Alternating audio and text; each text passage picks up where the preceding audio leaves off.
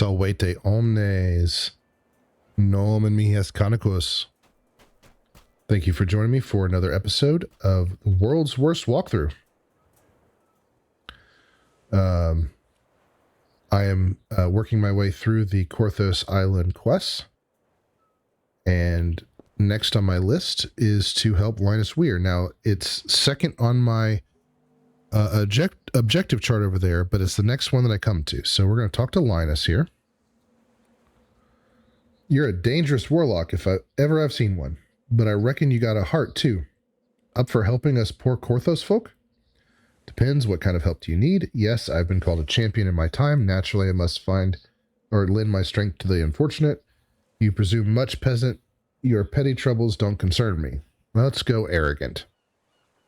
See that house yonder north? That's our storehouse. And in the back room, old Lars Hayton puts his scrolls. Now, the good folks of Korthos need those scrolls, so someone's got to go in and get it.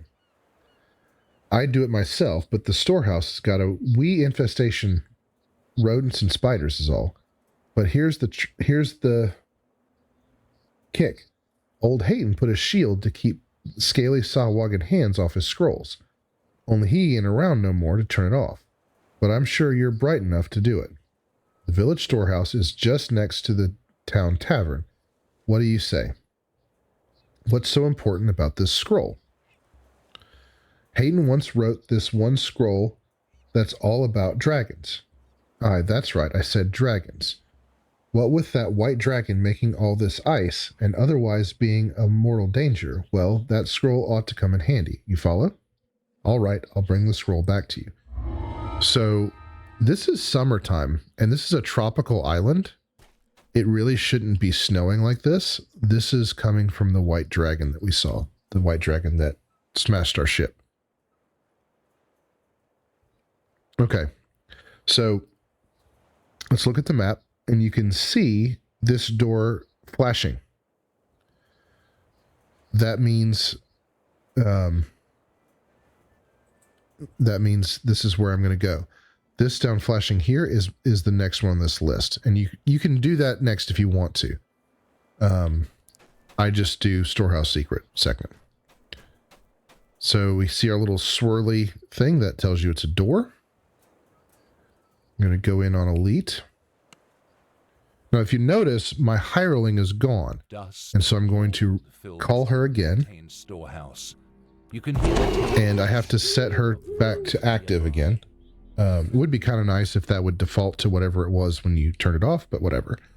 I'm going to put on my shield. That's going to give me a little extra armor class and protect me from things like magic missile. And in this room, we're going to get attacked by a couple of spiders and I think a reanimated rat. But from here we can see two doors. That door looks like it might be locked. It is. So we're going to need to find a key. So I go around this way. And that spider's always there. Okay. And then as you come around here, you get two more spiders. Or actually, no, a spider and I think an animated rat. No, two spiders. Should be an animated rat in here as well. Maybe sometimes it's a spider, sometimes it's a rat. Okay, let's go look at this door. The door's lock is beyond hope of picking. Hopefully the key is still somewhere in the storehouse. All right, so if you notice the Dungeon Master voice changed, there's going to be lots of Dungeon Masters throughout, including Gary Gygax, and Will Wheaton and Travis Willingham and Keith Baker, the guy who invented Eberron, which is where the main setting is. Lots of really cool ones. If I'm not wrong, and I could be, this is the world's worst walkthrough. This is the original Dungeon Master. We're going to hear his voice a lot here in these early quests. And nobody knows who it is. The Standing Stone Games apparently doesn't have records of who this was. This is 17 years ago. They did an update to Hayton's Rest, and so they needed to re-record the audio, and presumably by then they didn't know who this guy was anymore, and so they couldn't get him back. Or maybe they just wanted to change. Whatever. She's great. But anyway, we're going to hear him some more. Now, both of these doors go to the same place. So which door you choose is completely irrelevant. I always go through this door because that's my habit. Take care of these two rats. These two rats are always in here, but they don't always spawn in the exact same place. Now, some people, I'll go ahead and talk about this. Let me show you here. So let's look at the XP thing. See this breakables? If you get enough breakables, you can get a bonus to your XP, a percentage bonus to your XP. Sometimes I find that is worth doing. Other times I don't. In this quest, I find that incredibly tedious. If you have other people in the quest with you that can go around and smash the crates and things while you're doing something else, maybe it's worth it. Okay, we're going to open this door and we're going to face some more spiders and rats. The main storeroom. It seems the villagers. So we're going to take them out.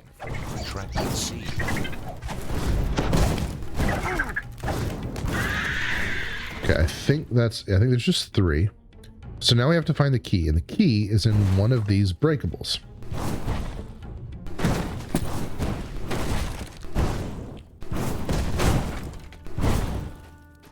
Now I'm going to listen for the cue that we've hit a bonus. There will be a sound. The key's in a random chest. Okay, I didn't hear it. So when we pick up the key, this wall is going to open and a Sahuagin that's been hiding back there is going to come out. A Sahuagin emerges from a hidden passage demanding the key. Okay. You mustn't let scrolls fall. This guy can actually be a little tough, so be careful. I know I killed him rather quickly, but, you know, again, I know exactly where he's going to be, and Acolyte of the Skin is pretty powerful. Let me pick up everything in this chest. If you play this game a lot and you have the expansions and you have lots of like the good named loot, the stuff that you're going to get in these chests is not going to be terribly valuable. But if you're just playing with what you get, which is what I'm doing, if you're just getting started, you may find some things from time to time that actually, you know, boost your progress. So that door through there is going to have another couple of rats to deal with, or rats and spiders, whatever. I'm not going to bother. I'm going to come down here and we're going to do this puzzle. So I'm going to tell my hireling to stay put because otherwise she won't get, I don't want her to get in my way. Now, from here, please feel free. I'm going to try to remember to time code this so that you can jump to where I have finished. If you want to do this puzzle on your own, please, pause it here. If you're following along while you're playing, do the puzzle on your own. It's not very difficult, and there is more than one workable solution. I've watched people do this multiple ways. I've done it multiple ways myself. I do have a way that I do it now every time. It's what I'm comfortable with. But it's definitely something that you can do. These are easy to figure out. Just turn the tiles and try and get the things lit up. Okay, if you're still with me, this is my solution. I come over here, do that, and then that. So see these things, we're trying to light these up. Trying to light those up.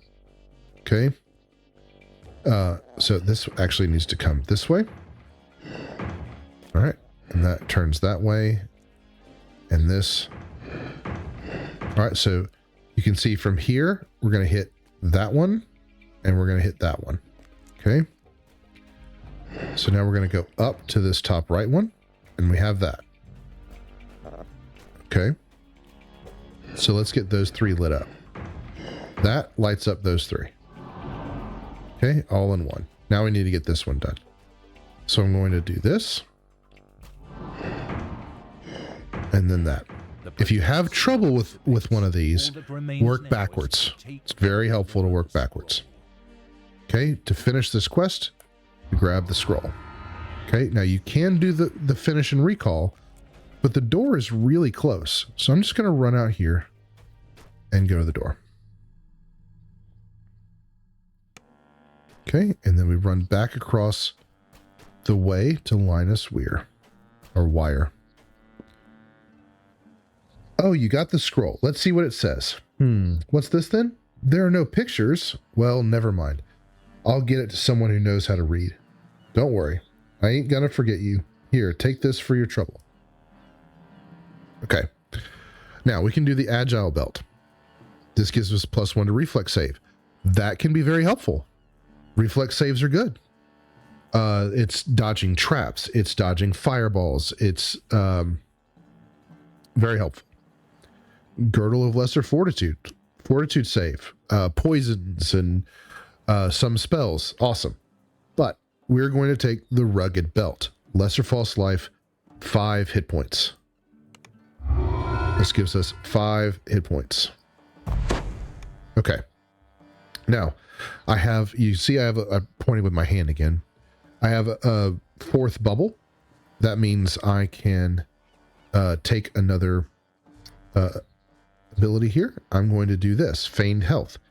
When you cast spells on yourself or allies, you grant temporary hit points equal to 33% of your charisma.